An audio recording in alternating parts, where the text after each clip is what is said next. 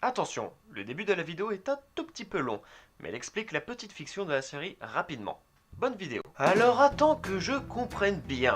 Tu me dis qu'un espèce de zèbre t'a manipulé avec l'aide d'un masque de Stormtrooper en mode horreur et aurait éveillé ton côté maléfique grâce à ça, et tu as implanté une puce dans mon cerveau qui éventuellement ressasserait mes souvenirs pour savoir qui était le scientifique fou qui vous a créé tous les deux, et que je me suis fait un auto-court-circuit neuronal quand j'ai mangé un de tes popcorn qu'il y a en toi. Tu as tout compris. Ouais, je vais arrêter d'intégrer de la fiction dans cette émission, ça devient le bordel. Bref, bienvenue à vous les amis de YouTube. Après un long moment sans 5 faits de film, et une intro extrêmement longue et carrément chiante, voici le résultat de vos votes. Et c'est les Noces funèbres de Tim Burton, ma gueule.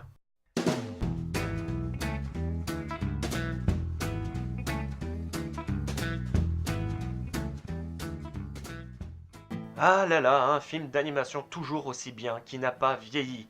Un univers joyeusement morbide, je parle bien évidemment des Noces funèbres, qui est passé devant le château ambulant. Pour ceux qui ne connaissent pas déjà, sérieusement.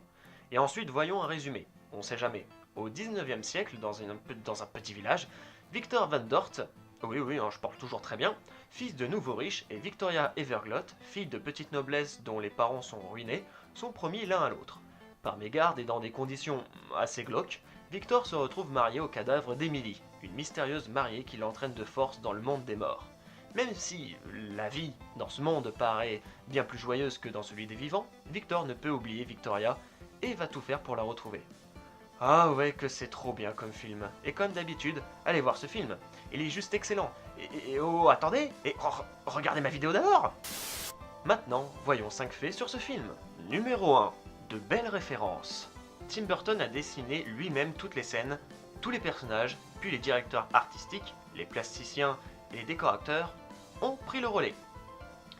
Oh, dis-toi, c'est pas le moment. Comme quoi, Monsieur Burton a un très bon coup de crayon. Le fait de pouvoir avoir le libre choix du dessin lui a permis de prendre des références. La scène où Victor pose l'anneau sur ce qu'il croit n'être qu'une branche est inspirée de la légende juive de la mariée morte.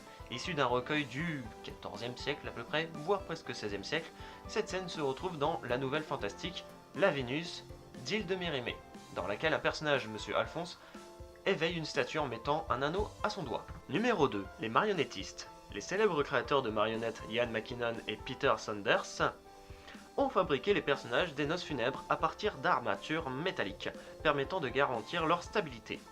Tim Burton a été épaté par leurs prouesses techniques, notamment au niveau de la peau des personnages faite de mousse de silicone. D'ailleurs, les marionnettes de Victor et d'Emily sont des répliques miniatures de Johnny Depp et de Helena Bonham Carter. Ouais, j'espère que je l'ai bien dit. Numéro 3. Référence à Mr. Jack. L'ambiance qui règne au royaume des morts rappelle celle de la ville d'Halloween de l'étrange Noël de Monsieur Jack, où tout n'est que joie et festivité. Ça fait un petit clin d'œil à son premier film d'animation. Numéro 4. Une robe à animer. Qui pourrait croire que faire onduler une robe ou un voile au gré du vent est difficile? Pour ce type de film d'animation, il a fallu des mois aux techniciens pour placer des câbles quasi invisibles dans les zones concernées et rendre l'effet crédible à l'écran. Encore une magnifique prouesse technique. Numéro 5. Le piano. Le piano des Everglot porte l'inscription Harryhausen, du nom de l'un des plus grands spécialistes des effets spéciaux image par image, Ray Harryhausen. Oh, tu me fais chier, toi. Enfin bref, voilà pour ce film. Ne partez pas maintenant. Eh bah oui, je vous laisse le choix pour l'épisode 21. Alors vous aurez le choix pour 4 films.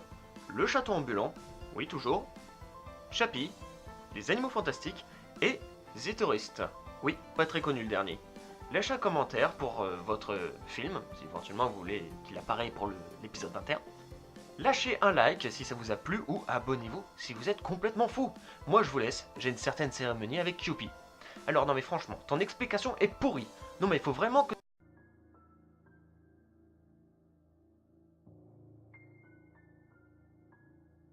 Je reviendrai. Tout n'est pas fini.